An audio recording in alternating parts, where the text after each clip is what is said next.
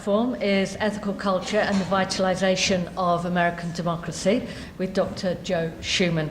For those of you who are regulars, Joe will be familiar to you both as a leader, an activist and philosopher. For those who are not yet familiar with him, Joe is a leader both here and at our Bergen County community.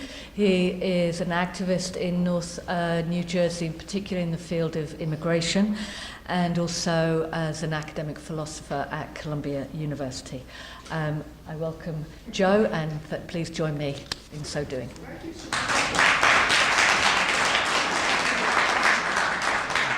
Thank you.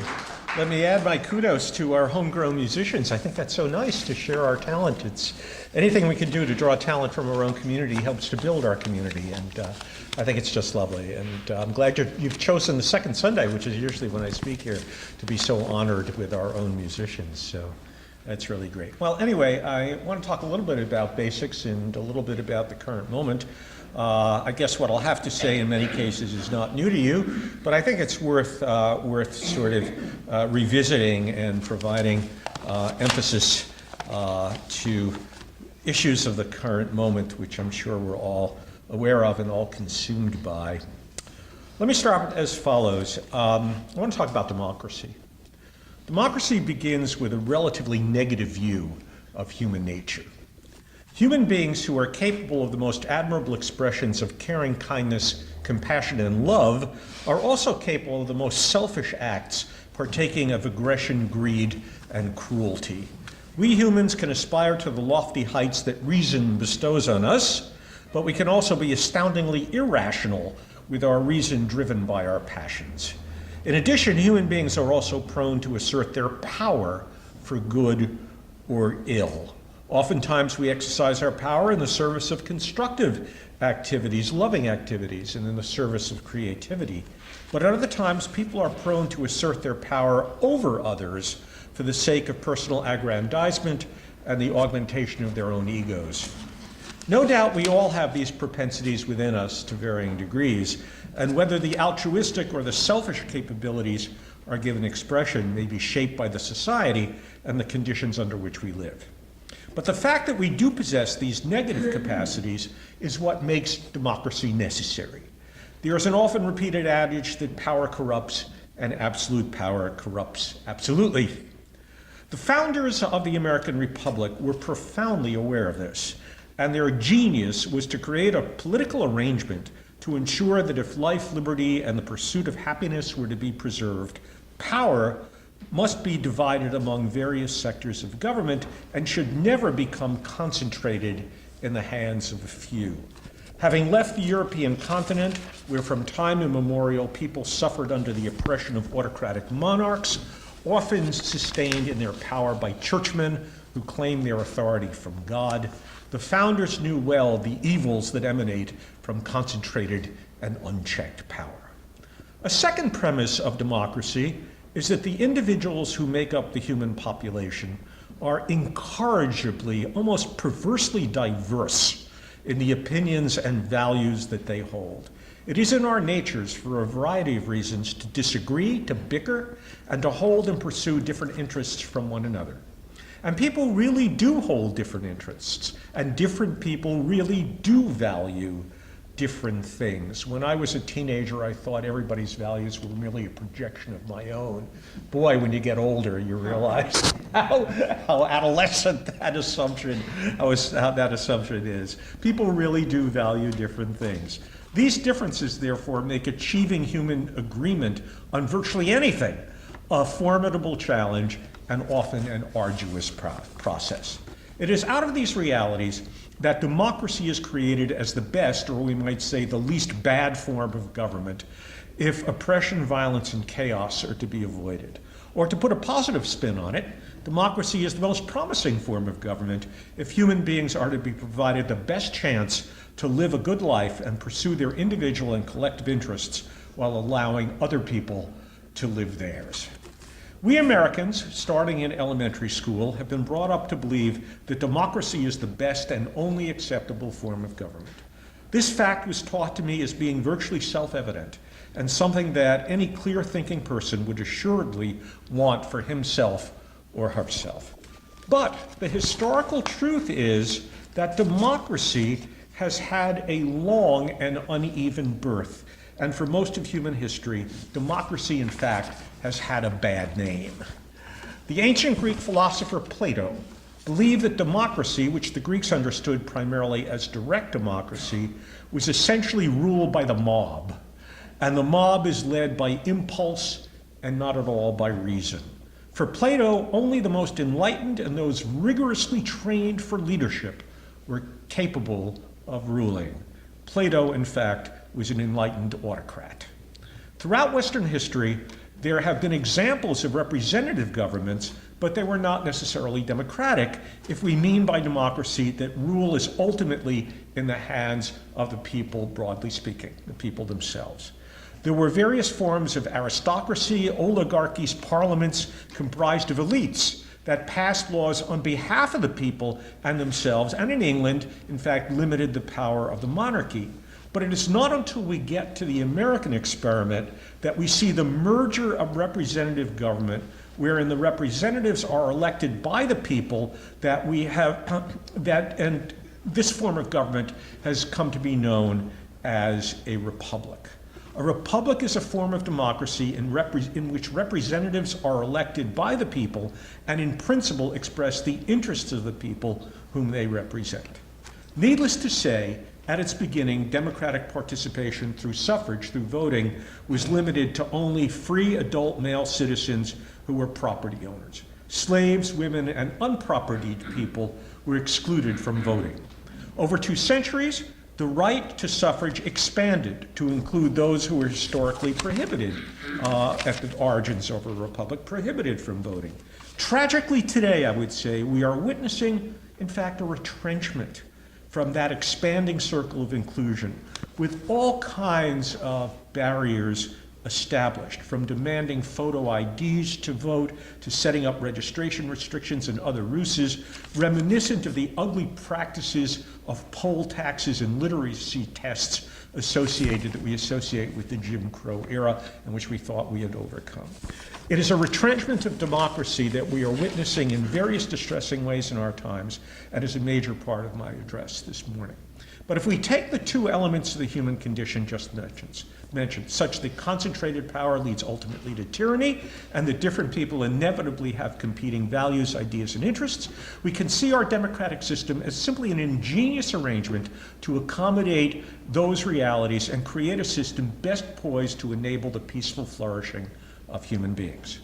What the framers did was to create a system whereby people could express their different and competing interests and do so passionately, but in a way in which no one group could hold a monopoly of power over others.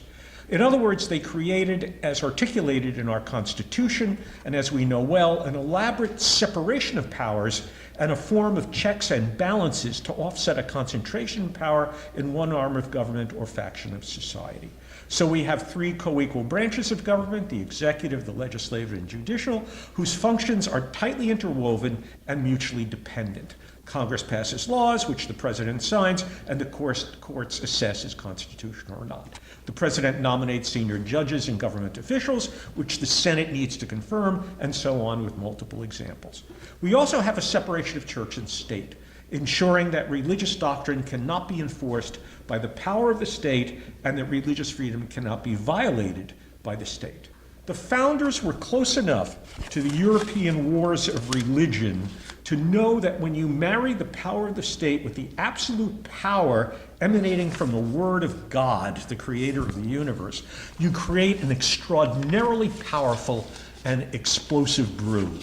And so they created an arrangement by which to keep religion and the state apart. Unfortunately, in our times, we are seeing that separation eroding.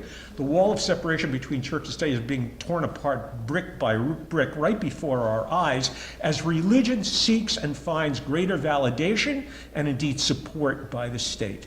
Another expression of the retrenchment from democracy, in my view.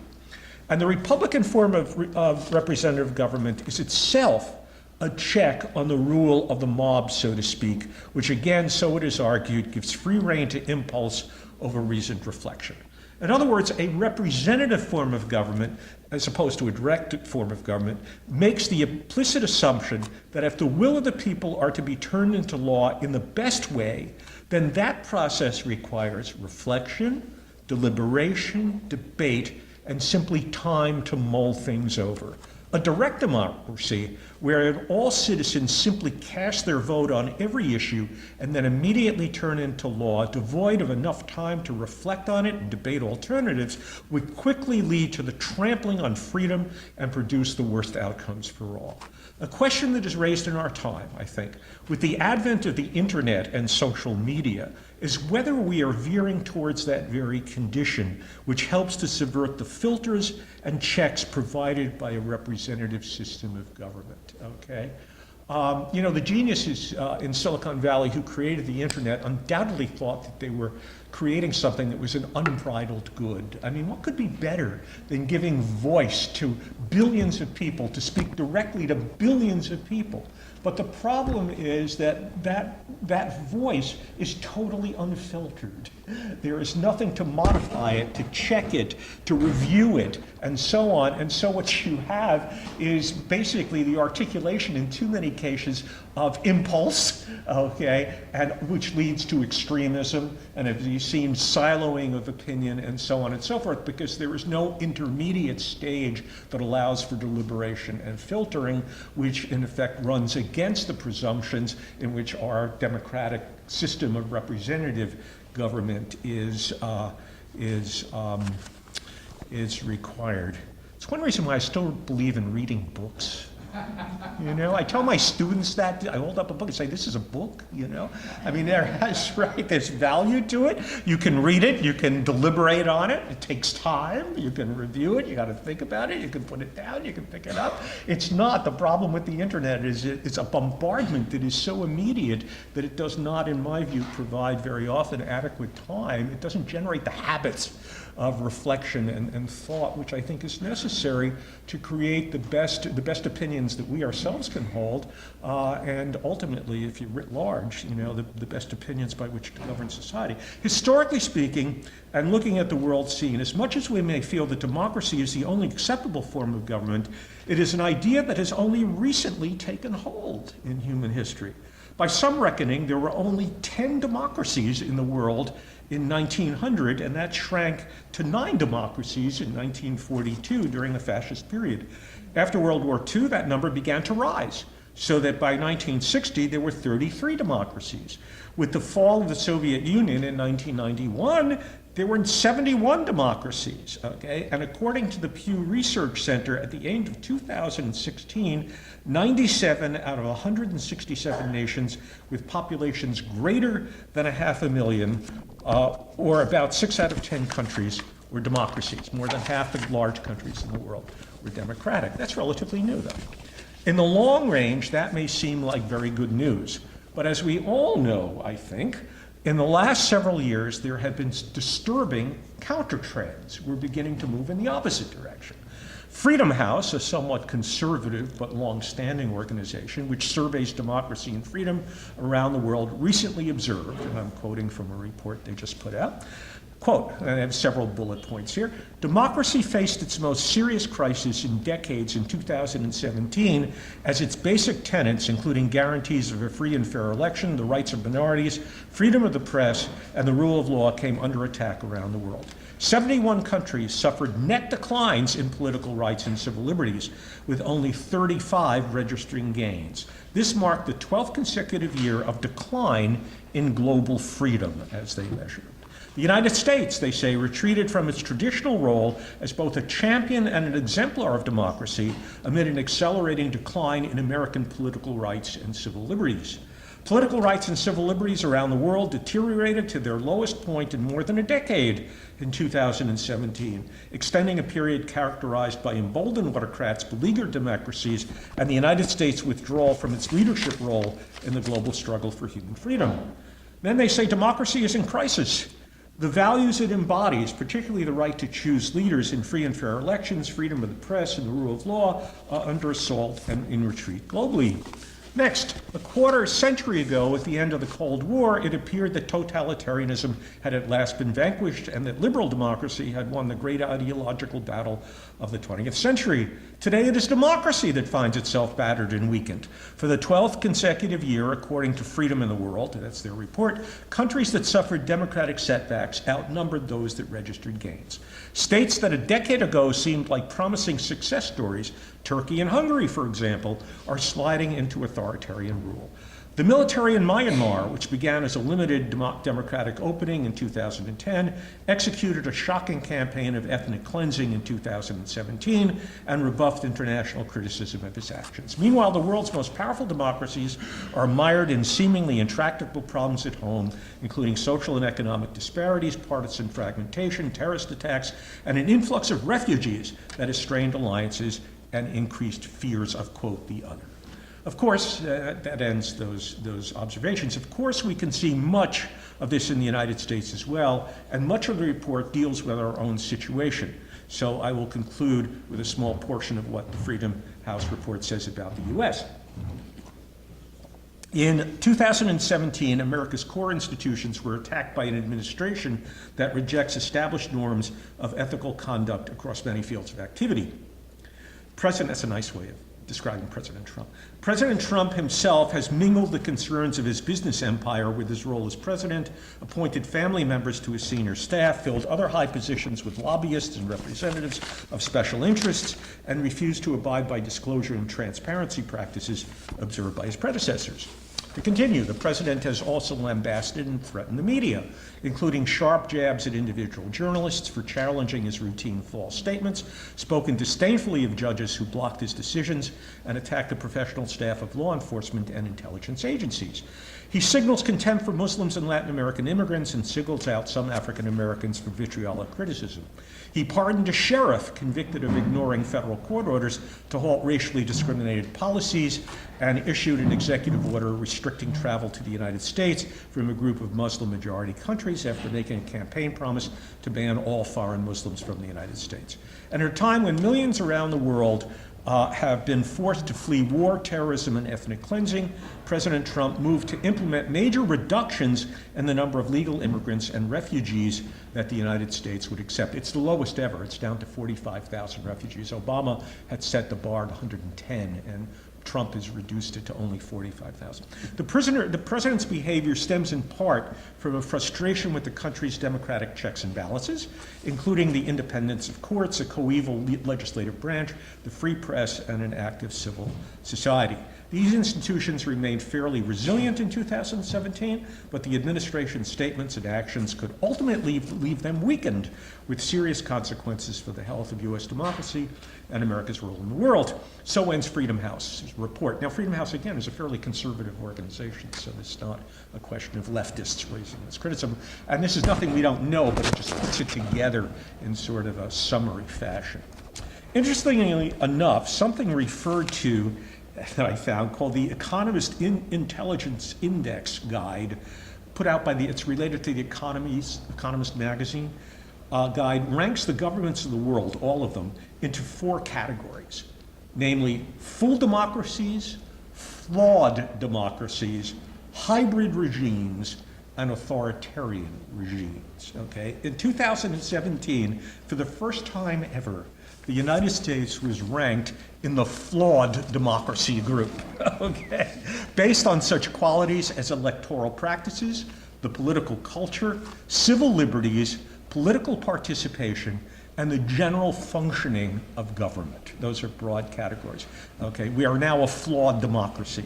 If you're curious, the Economist Index rated Norway as the world's best functioning democracy. And in fact, I pulled it out here.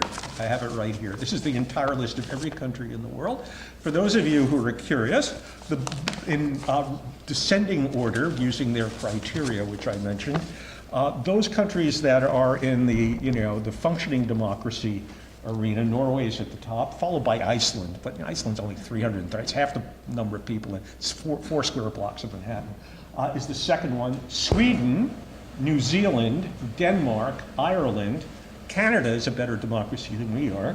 Australia, Finland, Switzerland, the Netherlands, Luxembourg, if you want to count Luxembourg, Germany, United Kingdom, Austria, Mauritius. All right, we'll give it to them. Okay, Malta, Uruguay is a better functioning democracy than the United States, and Spain. All right.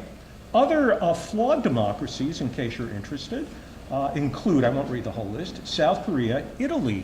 They're having a lot of trouble in Italy, right? It's a flawed democracy. They list Japan, I don't know why.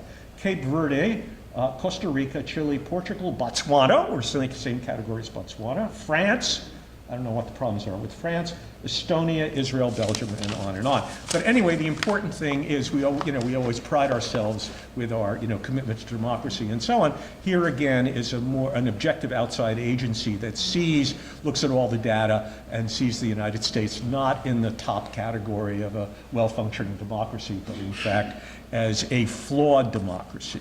Okay.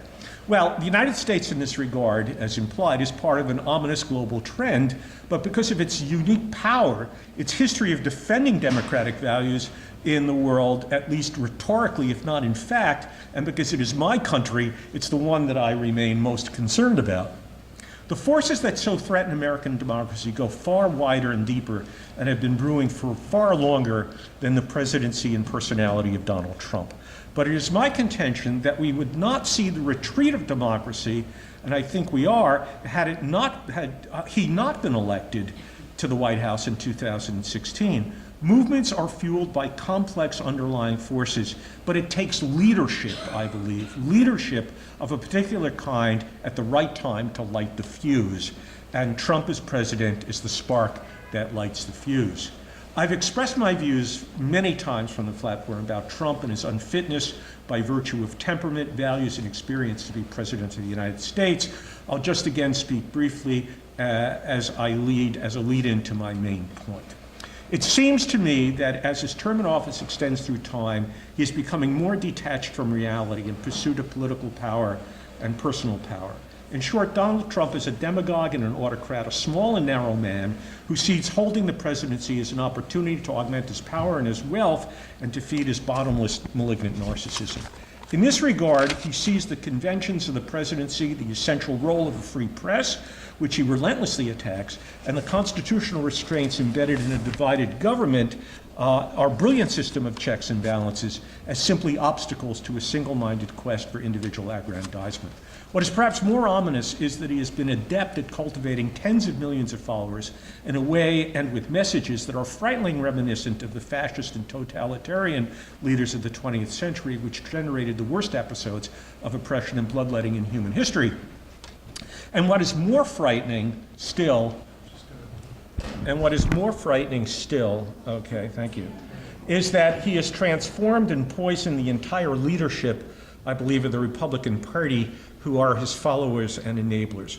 We still wait in vain for one of them, just one of them, without equivocation, to stand up and denounce this demagogue for what he is, and do so in the name of our freedom, our Constitution, our country, and human decency, even if that senator or representative has to resign in the process of doing that. Not one will do that. But what we have instead is the complicity of silence. And that dereliction of leadership throws the future of our democracy back on us, the people as a whole.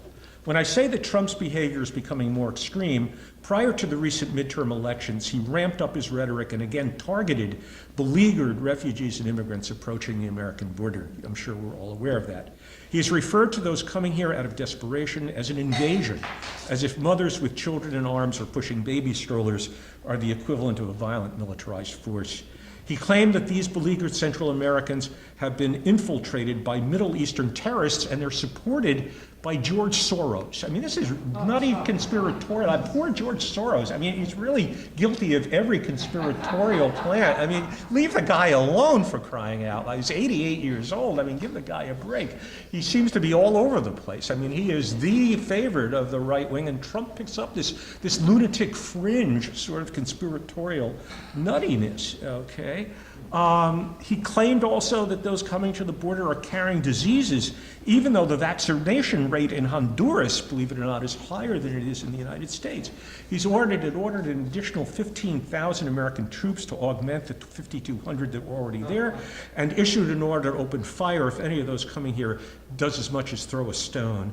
It's a political stunt. This was nothing but a political stunt that is a massive squandering of resources, and I think is an assault to the dignity of U.S. armed forces. I mean, it's just outrageous when you think of it. And I was a student of the classics, and I've got to mention what it brings to mind by association. It's a false analogy, but the Emperor Caligula, who was the third emperor of the Roman Empire, once basically ordered his military, a whole legion of Roman soldiers, to dress up in full battle array and ordered them to march to the shores of Normandy to collect seashells. This is historically correct. I mean, this is in the annals of Rome and the Roman Empire, and this has that feel to it. I mean, it is just a stunt, in effect, that again demeans the dignity of the armed forces. Well, the image he has painted is one of a dark-skinned marauding horde at our gates that is poised to take over a country. He's referred to such immigrants as murderers, rapists, and even animals. Think of the impact. Now, he did, to be fair, that was a reference to the M13 Salvadoran street gangs, okay? He referred to them as animals. But what is the effect when the world's strongest man basically calls human beings animals? Think about the implications of that. That's not good, in my view. It is scapegoating at its worst. It is pandering to the unthinking fear and worst underside of his political base. It's also based on falsehoods and lies. It's an inversion of American ideals, to say the least, and it's blatantly racist. And the icing on the cake is that Trump is committed to destroying, and this is very upsetting to me, destroying America's time-honored tradition of giving refuge to those in danger by offering political asylum, and he claimed that he can and will unilaterally overturn birthright citizenship, which he can't do because it's enshrined in the Constitution's 14th Amendment. In other words, he invokes delusions in order to appeal to his base, which is unknowing. You know, I work with political asylum seekers, and so this is really close to my heart. The right to political asylum goes back to the Hebrew Bible and was taken very seriously in the Christian Middle Ages with a series of sanctuaries, and has a very long standing in human and political history, and that is that if you are persecuted by your government, there ought to be a place to go where you can feel safe, right?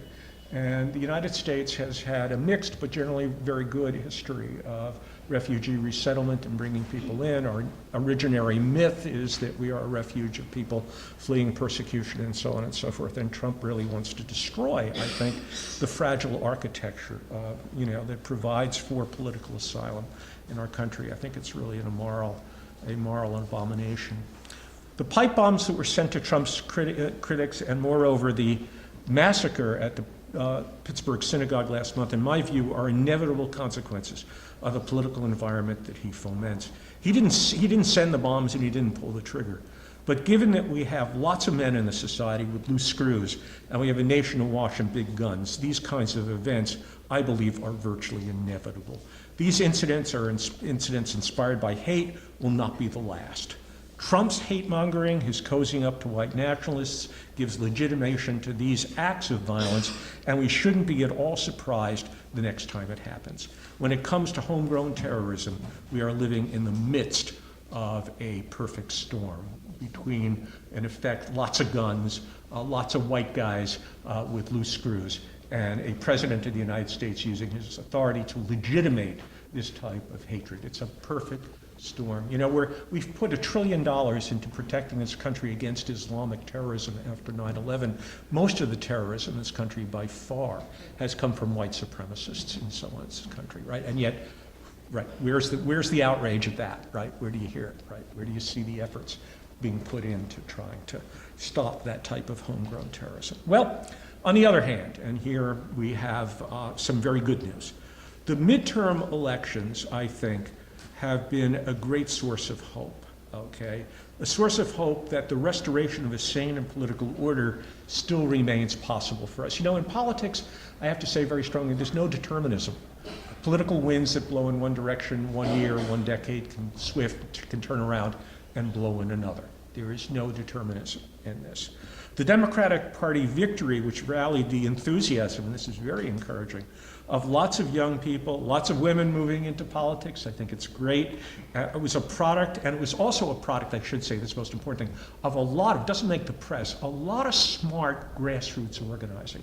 There were a lot of groups on the grassroots that mobilized people to get out to vote, and that's absolutely essential for the salvation of democracy, I would say. Okay, may begin, okay, what happened in the House of Representatives may begin to put a check on this march of authoritarianism and madness, and may open up more space for better things to come. But I've got to say, and I mean this, we cannot rest with the victory in November. We cannot rest on our laurels. We have to continue to be vigilant and resolute and extremely committed and active on the political front. Okay, we cannot take anything for granted. The forces of reaction, in my view, still tremendously outweigh the counter reactions of democratic salvation here, of democratic resurrection.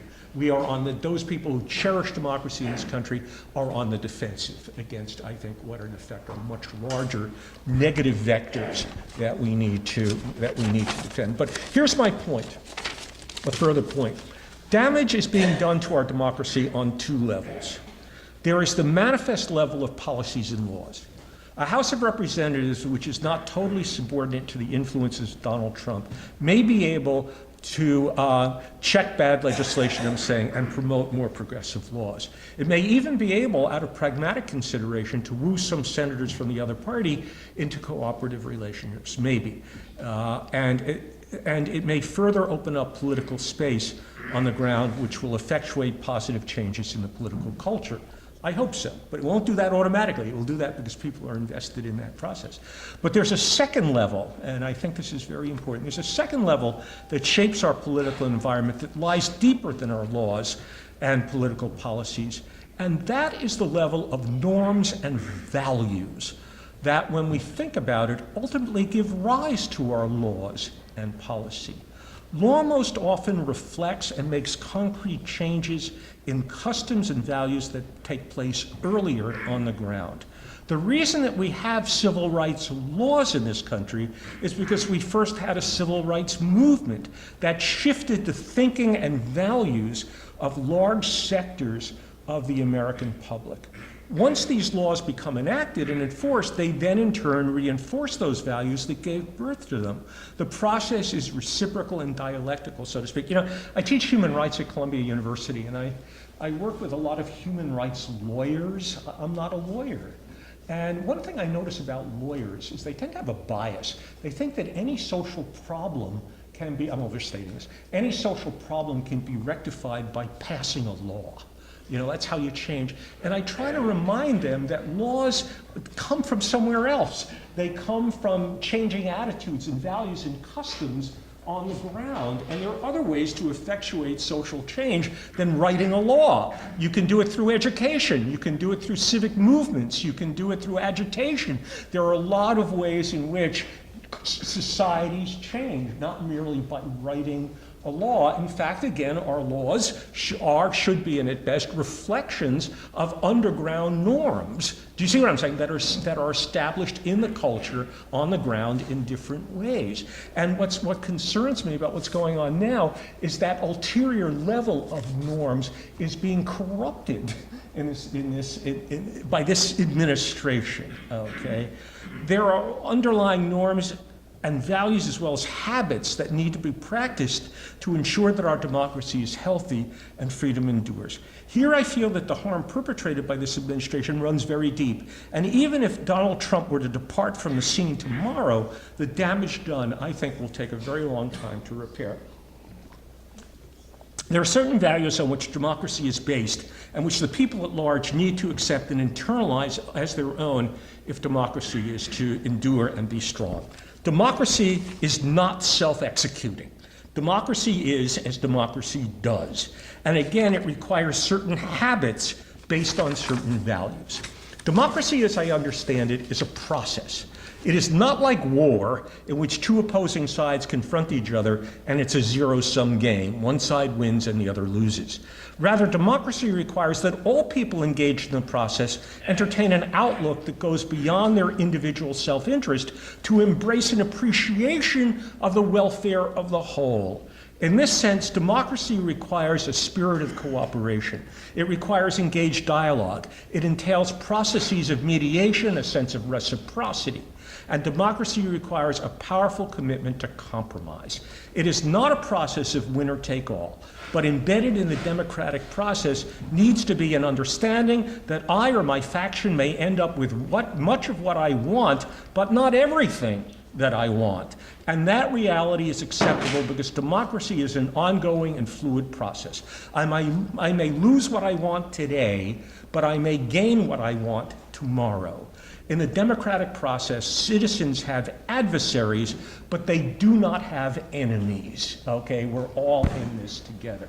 So you may be my adversary, my opponent. I may disagree with you utterly with regard to policies, politics, practices, and so on, but that doesn't make you my enemy, okay?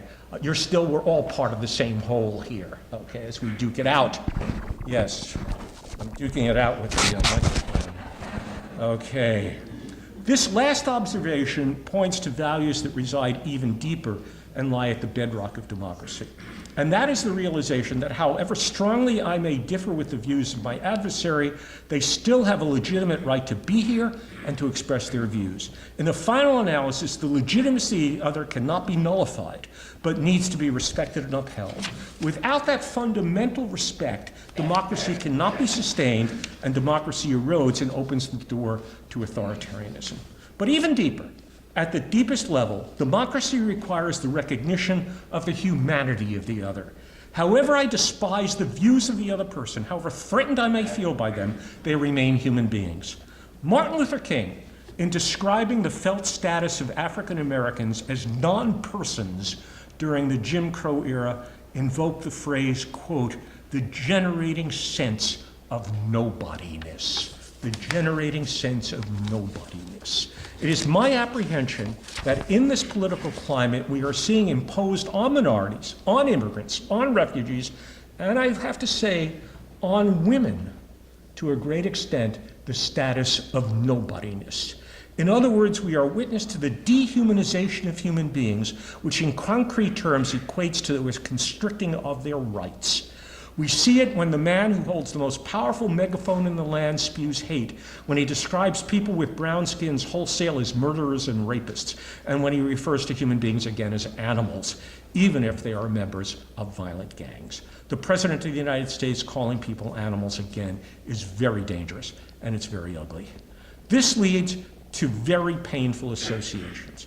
I cannot dispel from my mind, and I had relatives who were walked into gas chambers. I cannot dispel from my mind that the Nazis first had to convince the German people that Jews were vermin and Untermenschen, that is, less than human, before extermination could take place. Let me be absolutely clear. I am not saying that America is poised for genocide, not at all. But what I think is unfolding is a process of dehumanization as a pretext, not for genocide, but for restricting and removing the rights of certain classes of people. Once classes of people gain rights, it becomes difficult to take them away. But I think that that is what we're beginning to witness at this moment. I have few doubts that Trump would be happy to take away the right of political asylum, even though the process of providing asylum to those fleeing persecution has been in place since World War II, and the pedigree, as I said, goes back as far as the Bible. We know well that he limited immigration to Muslims from selective countries and makes excoriating and demonizing immigrants the centerpiece of his political rhetoric. We see it in efforts at voter suppression, targeted primarily at African Americans, and his attack on abortion, even if you don't like abortion. And his attack on abortion, I have no doubt, is an attack on women generally, and women's freedom and equality across the board, okay, across the board. It is an expression of misogyny and pervades and poisons the political environment, much to the pleasure of his religious reactionary followers and others. You know, there was an article on the front page of the New York Times, it was sort of strange, to be on the front page. I read, I think it was last month, fascinating article about the development of women's dystopian science fiction. In the model of The Handmaid's Tale, there's a growing literature written by women, science fiction, of dystopian futures where women, in effect, are reduced more and more to merely objects, do you know what I'm saying, of male patriarchal designs. And they wrote this because they saw this as a sign of the times. And I think it's an interesting cultural response to what is,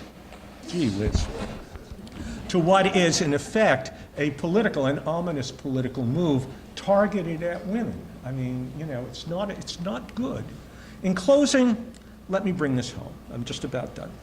In briefest terms, the values that are needed to animate and sustain democracy are the values that lie right here at the heart of ethical culture. We are a microcosm,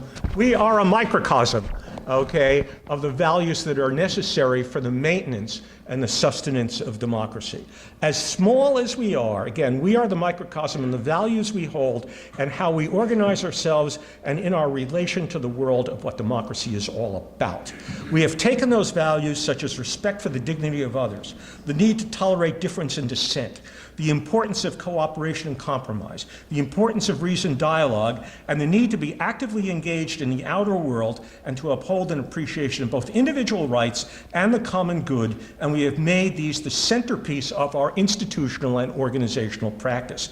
And at best, we have internalized, I would hope, as members, we have internalized these values and made them guiding elements in how we live our lives. Democracy assuredly is about voting, and that's absolutely essential. But democracy is much more than just voting. If we read our own Felix Adler and John Dewey, who was close to our movement, and America's foremost theoreticians of democracy, we can learn that democracy at best is the lifestyle of a free people. It's a lifestyle of a free people, and it requires certain habits. Last month's issue of The Atlantic magazine was devoted almost exclusively to challenges and threats in democracy, and there was one article that caught my attention. It said the contention of the writer was that Americans are losing the habits of democratic practice.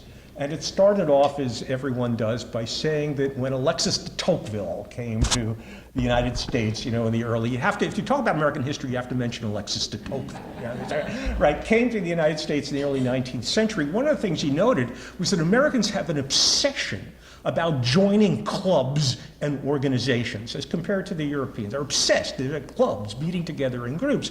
And the article goes on to say that in America we've had an institutional habit in America of forming organizations, whether they be civic organizations, fraternal organizations, religious organizations, and so on, that are all based on the same model. You've got membership, you've got boards, you've got a president, they're elected, and people serve and they rotate through offices and so on. And this is the way in which Americans comport their lives, through taking the democratic model and applying it in the big way, in terms of federal government, but all the way down to the smallest little neighborhood organizations, right? And so on, it's the same thing. But the point of the article was that Americans are losing this habit, right? That it was Robert Putnam who wrote the book Bowling Alone, that people bowl as much as they used to, but they don't bowl in leagues anymore. They do it as atomized individuals or maybe as couples, but not in groups, not in clubs.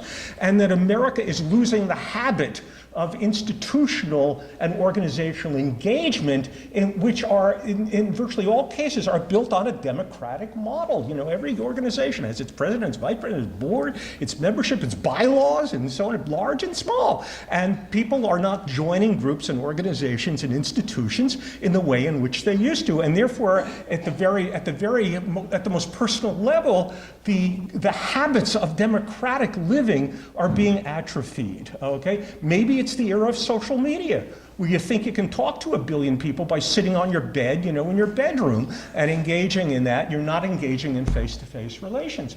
Well, I say ethical culture is the antidote to that, okay? We indeed are an organization that still retains, okay, that democratic sensibility and those habits that are necessary in order to sustain democratic living. We're doing the right thing. We are a microcosm of that, and we should be very proud of it and not take it for granted. Okay? We have some sort of saving value for American society simply by the fact that we exist, what we stand for in terms of values, and how we organize people and try to socialize them to communal life. We come together in face-to-face relations. And that, to my mind, as a humanist, that comes as close to a dogma as anything that I can hold. I will never give up the importance of actually being together in real time with real human beings. We could have a Sunday morning platform with me being brought to you on FaceTime or Skyped, okay, into your home. That would not be ethical culture. That would not be humanism. You have to look at me. You've got to look at my flaws. You've got to look at my body language. You've got to hear the intonation of my voice. You've got to be here in real time, or else there isn't humanism going on, right? That's part of the humanistic project. That's part of the democratic project. Well, let me just say, in closing my last word, if we continue to live out that lifestyle and remain true to our values, we can be a necessary, I believe, a necessary example to others as well as to ourselves of what needs to be done. In these dark times, we have much to do and much to offer. Let us be confident and resolute in our commitments, and by so doing, we will be a beacon of light to others. Thank you.